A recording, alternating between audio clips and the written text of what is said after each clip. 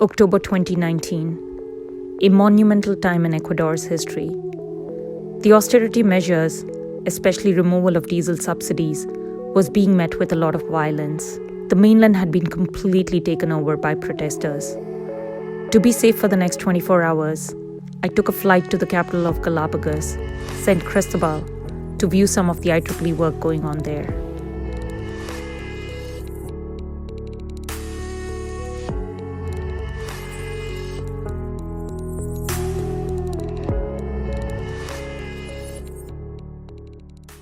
Hello, long time no see. Nice to finally meet you. I was met by my charming host, David Landsdale. David is the IEEE Smart Village Education Chair and the founder of the Beyond Chacay Foundation. He has been heading all the IEEE Smart Village and IEEE HAC work in Galapagos, along with Dr. Pali Singh from Villanova University. He spoke more about their work to me. With a very dear friend who actually I've only met 3 years ago, Pali Singh, a professor at Villanova. We had a chance to get together and talk a little bit about how we can invest more in the young people. And he and I agreed that one of the ways to do that was through technology. And in the last 3 years, we've been working with the wonderful collaboration of IEEE, the Humanitarian Affairs Committee, with SITE, and also with ISV, the Smart Village arm of IEEE, to invest in the creation of an intranet. I also asked David about his thoughts on the ongoing violence. There's never been this kind of violence. People throwing rocks, people destroying public property. I heard recently, and it was really troubling, that somebody throwing rocks at an ambulance, and the ambulance couldn't get to pick up a person, and that person died. David showed me a solar plus battery install at a school. This solar project was done by people at Villanova University.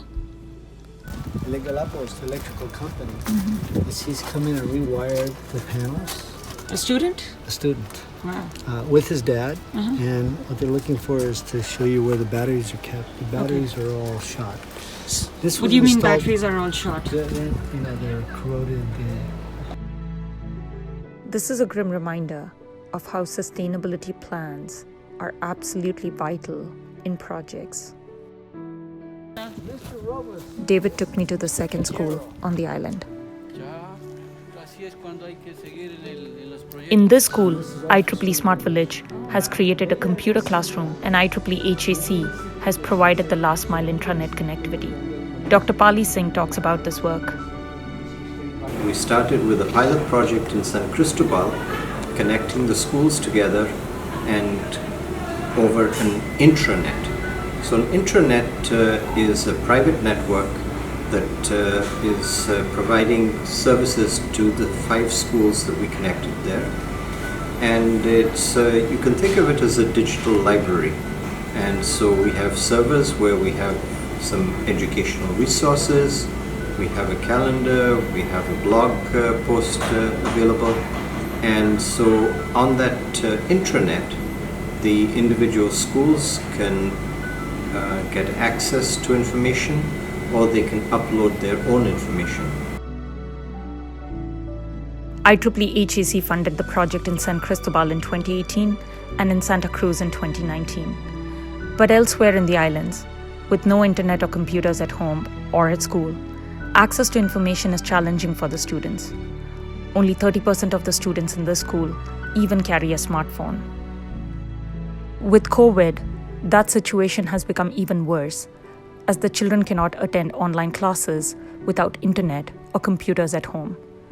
Thus, during COVID, IEEE HAC funded a digital literacy program for the islands, and some folks involved spoke to me about it recently over Zoom. The program is in response to the COVID-19 situation, which has really amplified and demonstrated the digital divide for students on the Galapagos Islands who have very limited connectivity to the internet and are therefore generally digitally not as literate as people in other communities around the world. The digital literacy program was some classes that we prepared for kids in the Galapagos Island. They were more like a tutor and with his mentees.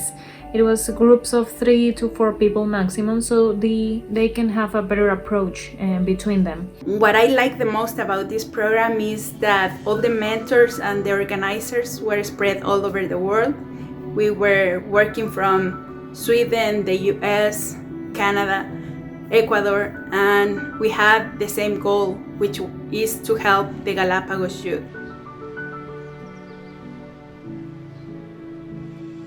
Lack of infrastructure is not the only issue in Galapagos. Opportunities for the youth of the island is also limited.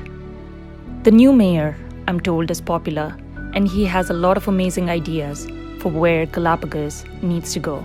Nosotros como gobierno autónomos, Medi dice, nosotros invertimos en lo que es aceras, bordillos, construcciones de cemento, pero nos descuidamos de la parte más fundamental que es la educación. I also met with a foundation created by some teachers. Fundación aquí en Cristóbal. Esta fundación se llama Fundación Educación, Cultura y Conservación Galápagos. It becomes very clear that tourism is probably the only source of income for many youngsters. Continuar sus estudios universitarios. They want to go on to university, but they don't have the resources. Primero, porque en Cristóbal no hay universidades. No university in No hay Cristobal. universidades estatales. There is no state university here. Yeah. Hay una universidad, la San Francisco, There's a private una university that is universidad to teach, privada y muy cara. very expensive. A trabajar en el barco, a desembarcar They work on boats. como obreros en el municipio, algunos incluso recogiendo la basura, Cruise. Getting garbage. Otros chicos a la pesca, Others Fishermen. un pequeño grupo que logra trabajar como servidores públicos en el Consejo de Gobierno As o en el public municipio, en alguna institución del Estado, Government council. ¿sí? Y les entregan la credencial para que puedan guiar. And the National Park gives them a course so that they can become guides. ¿Ya? However, the bigger issue here is that they have to compete with mainland Ecuadorians for these jobs. The second big problem in Galapagos is immigration. And we bring people with better education, with better qualification to Galapagos. And what happened with the local people? They don't have chance, they don't speak English, they don't have abilities. The foundation member wanted to send this message to the world through us. A nombre de la isla San Cristóbal, Galápagos, quiero darles la bienvenida y a la comunidad internacional pedirles el apoyo para la educación de los bachilleres de la isla. Quisiera que nos apoyen para que estos jóvenes continúen estudiando. Necesitamos de usted y de su apoyo. Gracias. Though tourism is the main employment and income opportunity for many locals, it comes with its own set of issues. It takes away from the islands more than it gives. Tourism has been growing at almost 5% plus year on year in Galapagos, with almost 250,000 people coming to the islands last year. To reduce people come to Galapagos. This is for us is a very big problem because we don't have enough water, we don't have enough energy, and every time it's coming more people for us is more impact in the flora and fauna. The tourism is mostly via cruise ships, although island hopping is also becoming popular. Tourists take a flight to Galapagos. They land and go straight to the tourist cruise ships parked in the ports. Thus, the locals don't really benefit from tourists coming, except for the $100 per person fee the government charges when someone lands in the Galapagos. We have a very big problem because we have a very big touristic enterprise, and they don't stay in the population here, in local place. So they don't spend in our restaurants, in our shops. So this is very complicated for us because they bring the garbage when they are coming in the port, and they come and leave the garbage. And this is our responsibility for the local alcalde. Thus, neither the cruise ship model nor the island hopping model are really sustainable.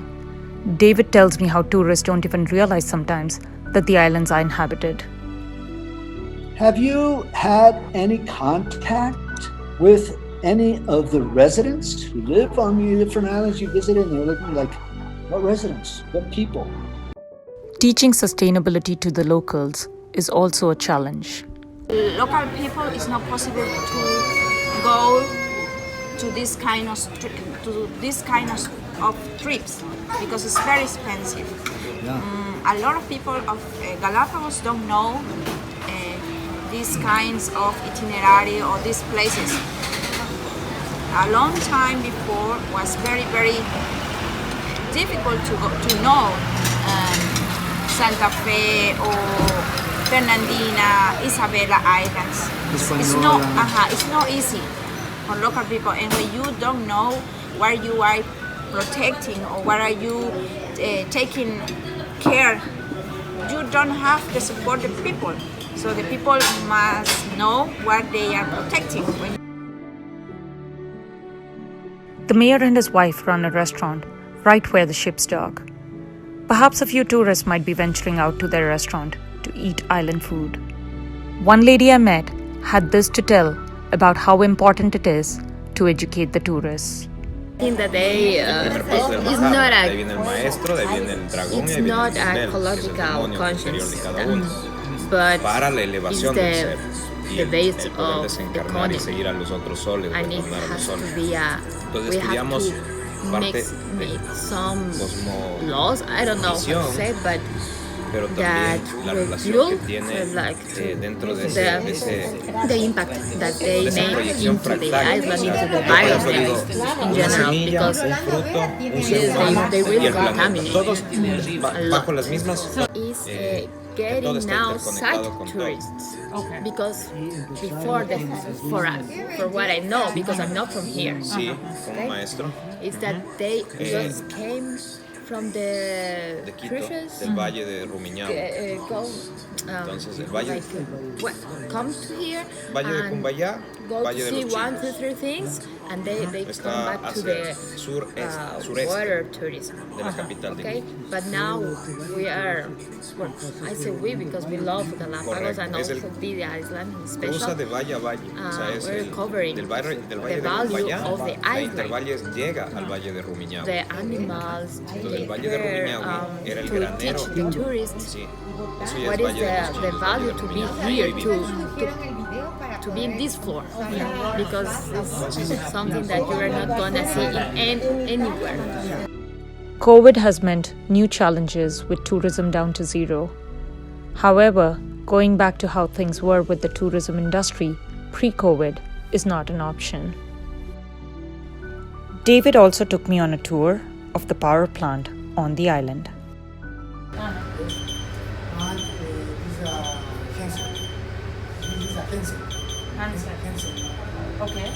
30% of the energy on the islands currently comes from renewable energy, and this needs to be increased.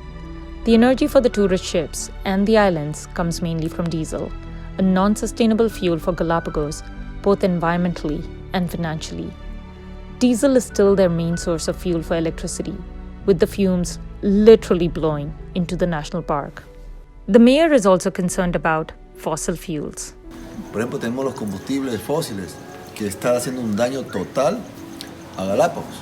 Entonces, queremos apuntar allá, llegar con productos amigables al medio ambiente. Ese es nuestro objetivo.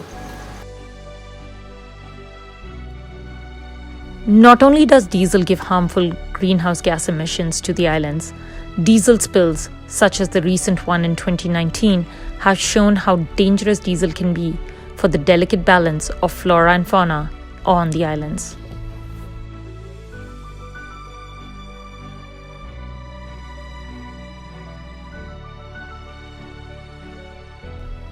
On the other hand, diesel has become a political issue in the country. These unprecedented protests have shown that people cannot afford gasoline unless attached to subsidies.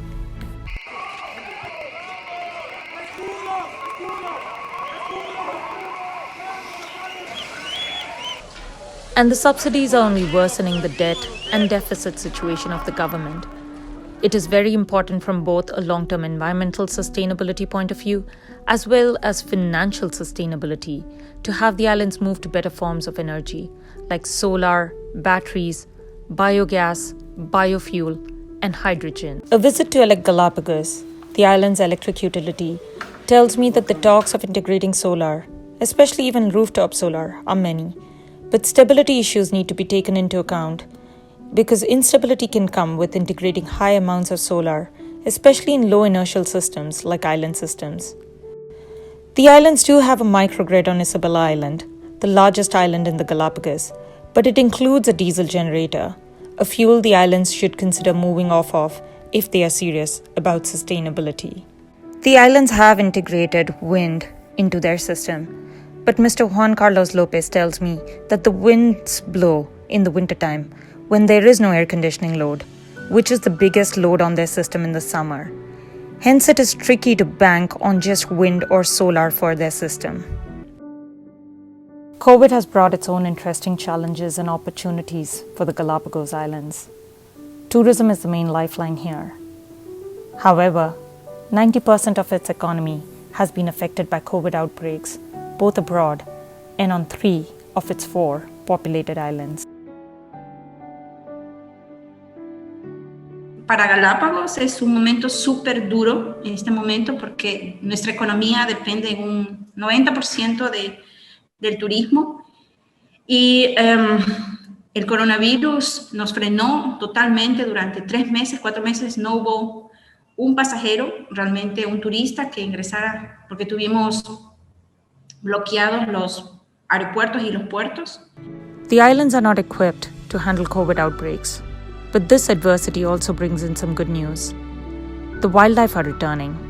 The people are rediscovering themselves and reassessing what their future should be. Last in COVID, we saw here in San Cristobal, in Santa Cruz, very near dolphins, sharks, whales that never before when I was a child I saw so near. Should the islands go back to their pre-COVID days in terms of tourism? What about opportunities for the local people? What about the energy situation in the Galapagos? And how do we protect the islands from COVID, yet balance tourism?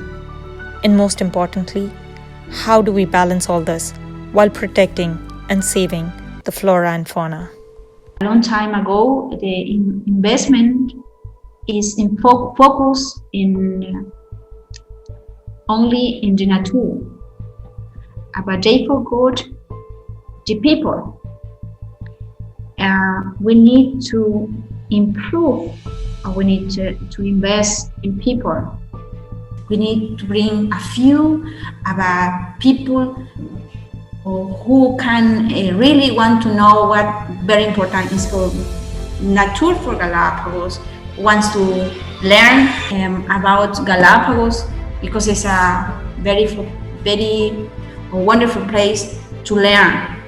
In my life, only I need something to eat. I can plant some in my piece of land, and I need education, and I'm happy. So to be happy, you don't need too much. COVID bring us difficult times, but also peace for the fauna and flora. IEEE has funded several education and intranet projects on the islands. It is time to take the dialogue to the next level.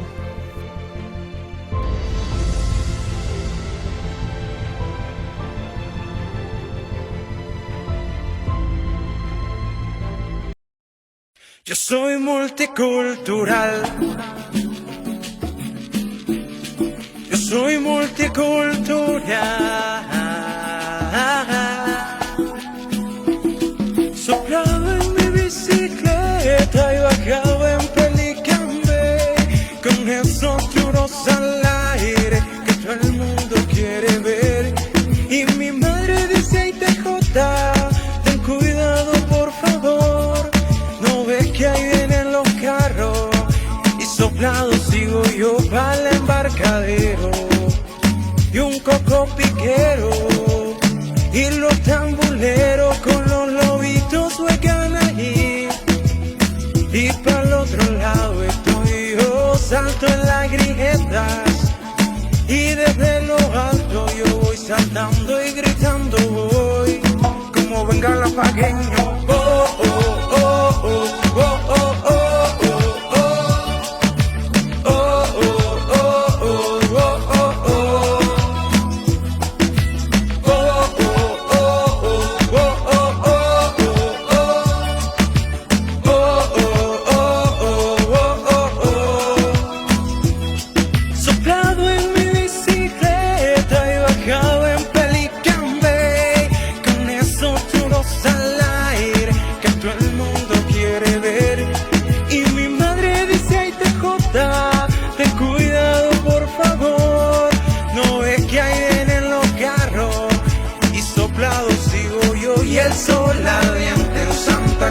La brisa fresca de este mar, mi gente buena, sonriente iba al pasar.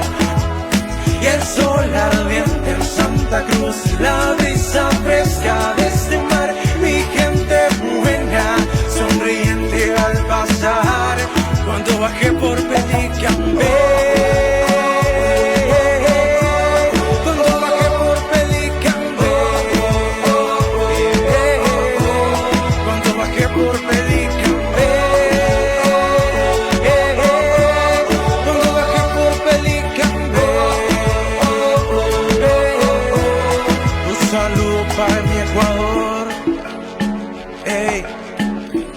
Santo Domingo y Guayaquil, y en Esmeralda, saludos pa' mi gente de Borbón, y en Atacame, por ahí por Cuenca, y en Santa Cruz, Galapagos naciente. Oh.